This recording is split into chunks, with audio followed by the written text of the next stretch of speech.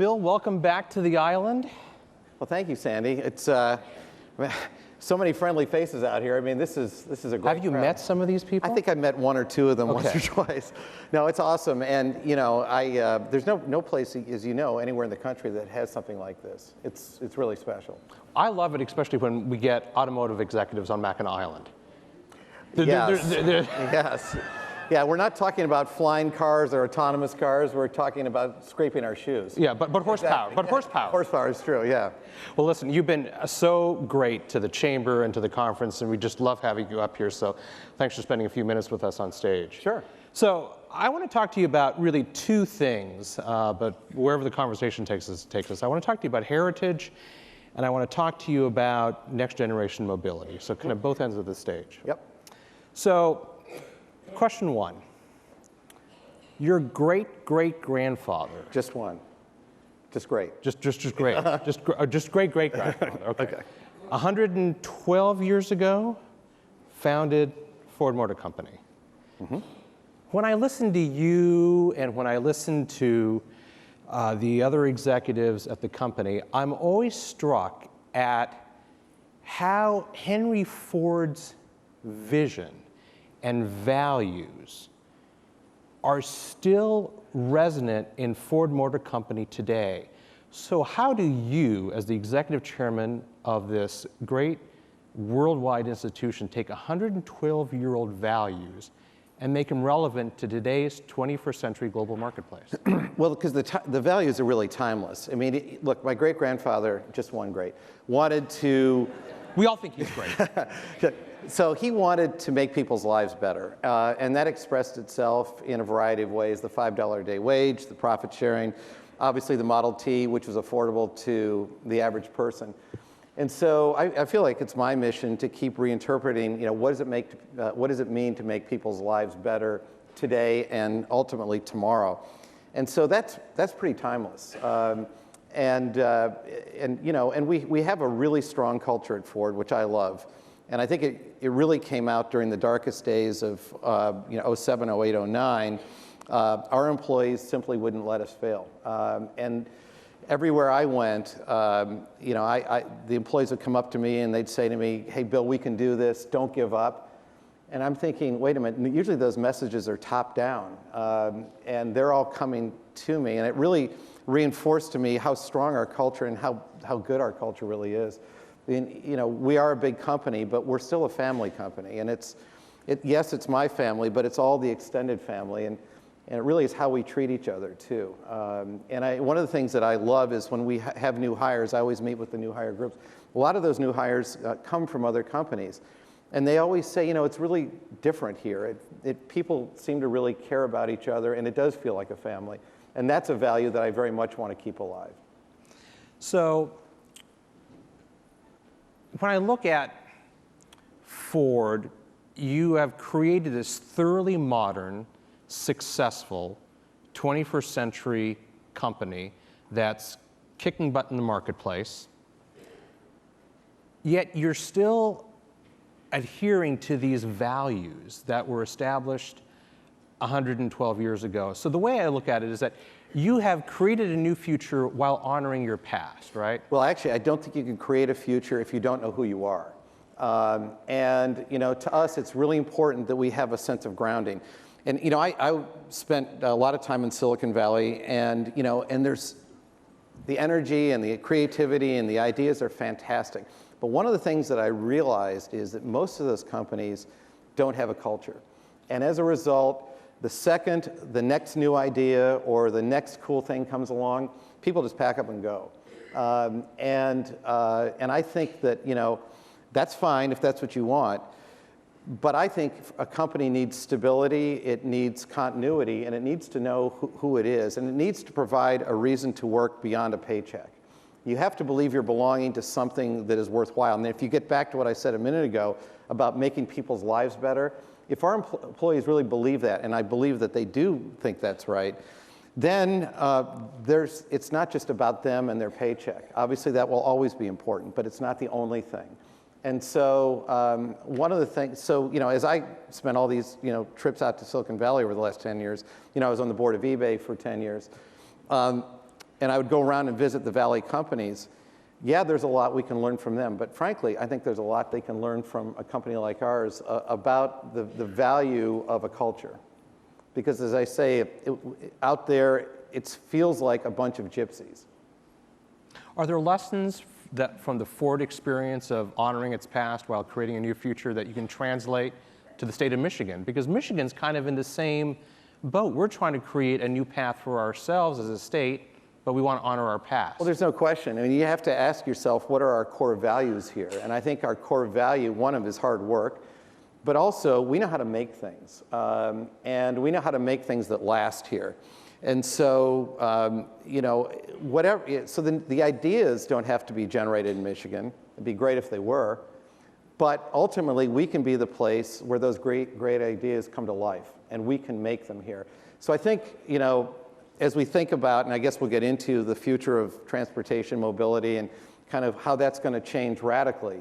The one thing, if we do this right, is that all that can be made here in Michigan. And I think that's really exciting. Now, we'd like to have more of the value chain. We'd like to be the generator of the ideas and ultimately the implementers. But at a very minimum, we can make it here better than anybody else can. So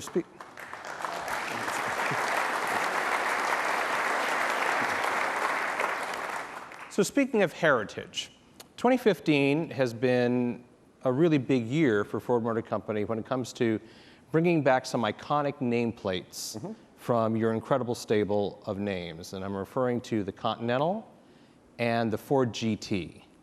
Yeah. Which, first of all, you want to tell the story? We don't have a picture of the GT. I wonder why. I think we have. Oh, there we go. We okay, go. cool. Yeah. So you want to tell the story about this this car?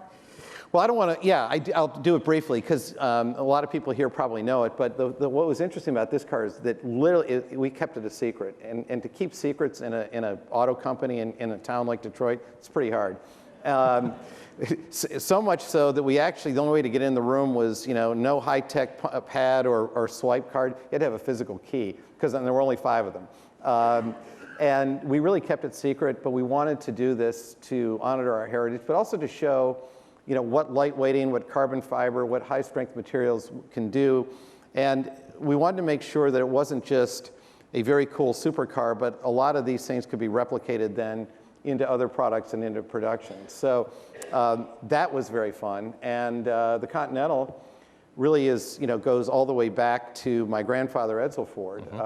And that was his... And your father, who had the Continental Mark II. The Mark II, exactly. And that was his love. So, you know, for me, this was a vehicle we couldn't screw up because, you know, to me it was very important to honor my personal heritage with the Continental. And so I took more than an average interest in that project. If we could go back to the Continental slide, I don't know if we can or not, but I want to ask you about the design language of the Continental. So, you know, Lincoln has been on, let's call it a journey for the last several years.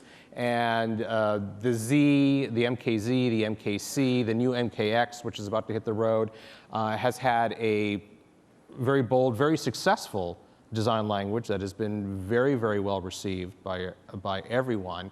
This is a very significant departure. It's a beautiful car, but it's a very significant departure. So is this the new face of Lincoln? Is this going to be a standalone look? Where are we going with Lincoln? Well, we'll see, because one of the things with what we call the bow wave or the split wing grille that you saw in those other vehicles is it really does well in some, and others it doesn't translate as well to.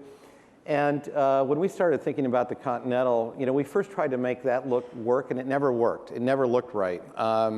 And so finally, the team came up with this front end, which all of a sudden made the car look elegant and it looked great. And so, you know, I don't want to say that we're definitively headed down this road for all new Lincolns, but I'm very happy with the way this one came out.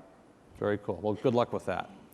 So let's switch a little bit to Bill Ford's personal journey. Well, now we can put them all to sleep, so this would be great. No. So now, you have a lot of friends in the audience, and they know your background and your passions, but I think for people who don't know you as well as some of us, it's surprising to see someone who's last name is Ford, who has gasoline in their veins, is a Mustang fanatic. You're into sustainability, and you've been into sustainability way before people even knew what that term meant. So I'm curious, how did Bill Ford get interested in sustainability? How has that shaped your vision for the company? Well, it was interesting. So I always loved the outdoors as a young man, and spent every moment I could outdoors and in the woods of northern Michigan, fly fishing and camping, and I loved all that. And then I went to the university, but what really opened my eyes was at the university when I started hearing professors talk about the auto industry being, a horrible polluter. Because I grew up thinking the auto industry was great, provided jobs, it was all good. And all of a sudden I got exposed, at age 18 to a school of thought that was quite critical. And then I started to explore, well, is this real? And, yes, a lot of it was real. So, but I was shocked when I graduated, went to work at Ford, and realized there was nobody talking about that. And there was nobody even acknowledging that at least there was a portion of society moving away from us. And it struck me that if we didn't get on the right side of this issue, we could end up like the tobacco industry. And I didn't want our employees to ultimately have to apologize to their family and their friends for working there. And so, put another way, for most of my life, and your life too, Sandy, cars were a great thing. They were freedom, they were the fun of driving, it was the open road, it was, great sound system, back seats, all the fun stuff you could have in a car. And people wrote about, songs about cars and, all the cool stuff. And then all of a sudden, this black cloud started looming over the industry, and it occurred to me that we needed to remove the reasons why people didn't have unfettered joy of their car and of driving. And so it really became about removing a negative. And if we could do that and get on the right side of the issue, I felt that it would really enhance our brand as well. And that we would attract ultimately the best and the brightest young people, because it also occurred to me that if our young people were in universities hearing what I was hearing, we weren't going to get the best and the brightest because they wouldn't want to work at an industry that they thought was potentially a social liability. So yeah, I remember when I joined the board of Ford, I was told I had to stop associating with any known or suspected environmentalist. And I said no, and that went over well, as you can imagine. And then I was the first person from industry to address the Greenpeace annual conference in 2000. And I don't know who was more freaked out about it, the Greenpeace people or the people back in Dearborn. But what was that like? I mean, well, it was kind of surreal. It's like Barbara Streisand showing up to an NRA conference. Pretty much. What is that like? Pretty much. At best, they might have thought I was a wolf in sheep's clothing, and that was some of the nicer terms that they used. And then, as I said, I got back to Dearborn, and they said, "You just did what?" But again, I thought it was important to build bridges between these communities. So fast forward now all these years. And last year, there's a group called Interbrand that tracks brand images. And last year, Ford was named the greenest brand in the world, not just auto brand, but of all brands out there. Ford was, Wow. Which is pretty cool. So the journey was worth it. It really was. And now there's no resistance at all. I mean, not only within Ford, but really I think our whole industry gets it, and we're just moving on with it. But those early days were a little difficult. So another area where you've been really ahead of the curve and a real thought leader is this area of mobility, next generation mobility. Car sharing, connected vehicles, vehicle-to-infrastructure communication, vehicle-to-vehicle infrastructure. So how did you kind of see around the corner on that one? Okay, so I gave a TED Talk in 2011 about this, and basically, if you think back to what I said about the environment, removing negatives, well, one thing that became clear to me, and I gave this speech, that for most of my career, we worried about selling more cars and trucks. But then if you just do the math, 7 billion people to 9 billion people by mid-century, 1 billion cars on the road today to up to 4 billion by mid-century. Where were they going to go? There was already gridlock in urban areas all around the world. And I thought, so I stood up and said, we can't just shove more vehicles into ever more crowded urban areas. It simply won't work. And therefore, just as we wanted to remove the negative on environmental issues, if we didn't solve this mobility issue, moving people around, then we were going to be, in short order, only able to sell to suburbanites and rural dwellers. And again, if you go back to your first question, which was, how is Henry Ford's original vision relevant today? Well, again, if it's about making people's lives better, then how can we apply that thinking? How do we make people's lives better who live in big cities? And that won't mean traditional car ownership as they've known it in the past, because already in big cities, people can't move. There's gridlock, if you go to Bangkok, you go to Sao Paulo, you go to Shanghai, really anywhere, Los Angeles. In fact, we probably feel it least in this country, but we also feel it here in our major urban areas. So then the question is, okay, how do we change the equation? How do we solve this problem? How do we make people's lives better by providing the freedom of mobility to them?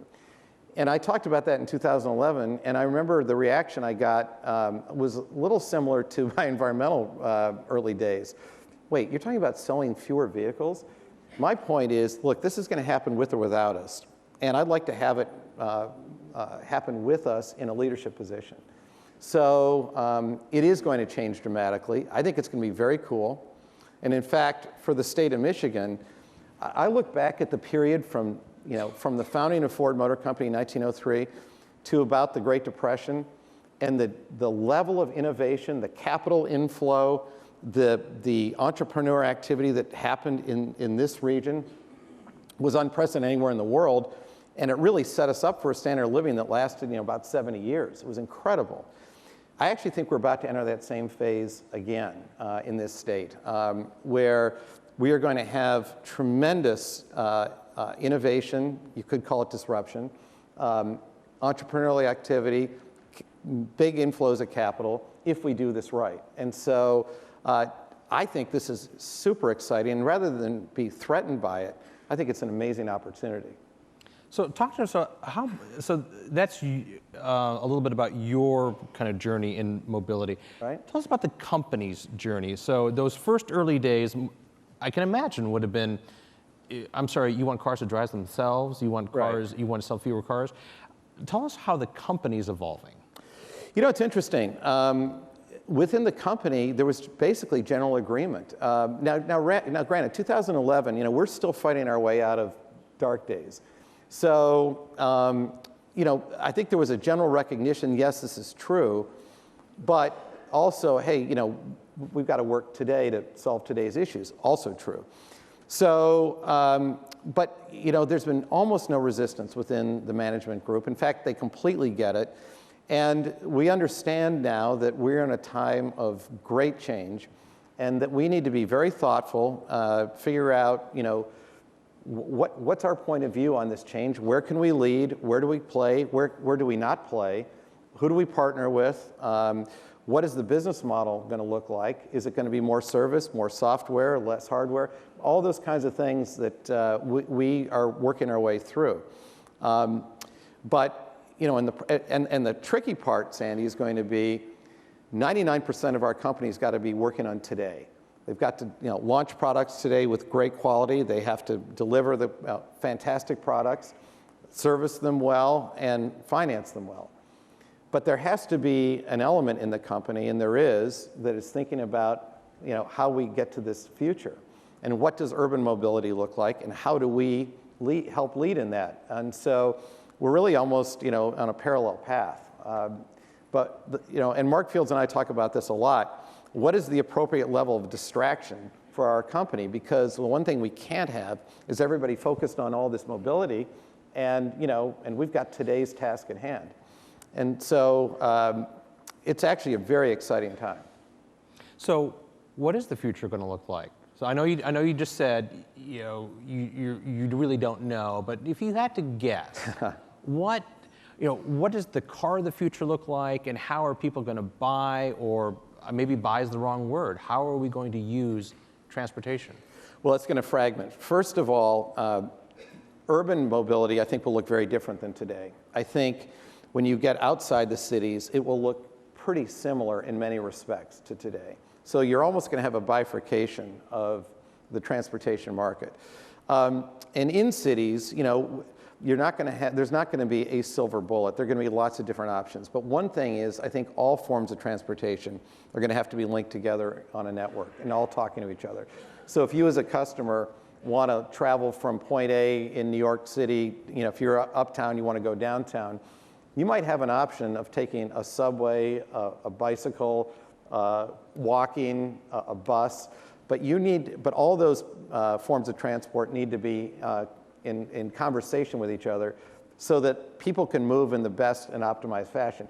And you may have a choice of saying, do I want the cheapest way or the most direct way? And then you can choose what way you want to do it. So I think everything's going to have to be in a single network. What's going to get you there? Yeah, we'll have autonomous vehicles. We will have Ubers and Lyfts and similar companies. You'll have fractional ownership like Zipcar and relay rides and things like that. So there are going to be lots, and there'll be business models that we haven't even thought of. But Ford and I believe other OEMs can't be afraid by this. In fact, we have to look at this as the ultimate opportunity to really change our business model to provide our customers something that they desperately want and need. Because again, if we can make people's lives easier and better in urban areas, then, because people look today to Ford as a brand that they respect in transportation. We just need to make sure that in 20 years they're looking to Ford as a brand they respect in transportation. But that may change. So, we're not even close to being able to dot the I's and cross the T's, because the level of disruption. There are companies that are on a radar screen that didn't even exist a year ago, but that's very cool. And we just need to be open-minded enough and nimble enough to understand what's going on in the world around us, and to be able to interact with small companies. And that's not something big companies typically do very well, including ourselves. But that's a muscle we have to build up. So in this brave new world that could be pretty significantly different than the automotive world that we know today, how is Michigan positioned to capitalize on those opportunities, and what are the threats to Michigan's role in that? Well, look, we start politically. We've got a governor sitting in our front row who completely gets it, and that's a huge, huge advantage. Because I agree, but he's only here for another 2 years, and then his lease ends. Well, let's change that. Let's allow a third term. But you need to be aligned with political leadership to enable things to happen. And thankfully, I do believe we have the leadership in the state with the governor, but also with our other officials, that people want this to be the locus of activity. So what does that look like? And what's our advantage? Well, first of all, not only do we have great universities, which we all know about, but very importantly, those great universities are used to working with companies. And that's not true in a lot of other states. A lot of other states have really great universities. They do not know how to work and don't have a history of working with companies. Ours do. That's a huge advantage. We have the most engineers of any state in the nation. That's a huge advantage. And then going back to what I said a minute ago, we know how to build things here. And we build things that last here, and that's a huge advantage. So, it's interesting, people have been asking me, well, are you in a race with Silicon Valley? And the answer is no. Would I like to get more activity here, startup activity? Absolutely. And actually, with Techstars and other, we're off to a good start. So I actually believe that we have the genesis of a real entrepreneurial community here. But it's not a zero-sum game. A lot of great ideas can come from Silicon Valley, but they're better off if they build them and develop them here. The other thing we have here is we have a big customer base. Look at our big companies. We've got the OEMs, a lot of big tier 1 suppliers. We're going to be buying from these new companies, and we can exert influence that they come here to Michigan and participate. So, you add all that up, and unless we really screw this up, we have a great opportunity to be the place where the activity is happening. And and everybody in this room wants that to happen. And that's the first step, because the thing I'm really excited by is the old auto industry, even 5-10 years ago, would have seen everything we've been talking about, put their head down and the blinders on and said, well, this has nothing to do with me.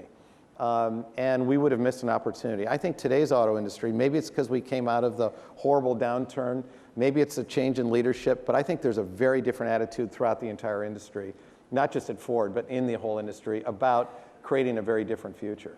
And is that why you opened up an office in Palo Alto? Yeah, we need to know what's going on out there. Importantly, too, we need to have people, let's just think of this. If you're in a small startup in Palo Alto or somewhere in the valley, how are you going to get to Ford?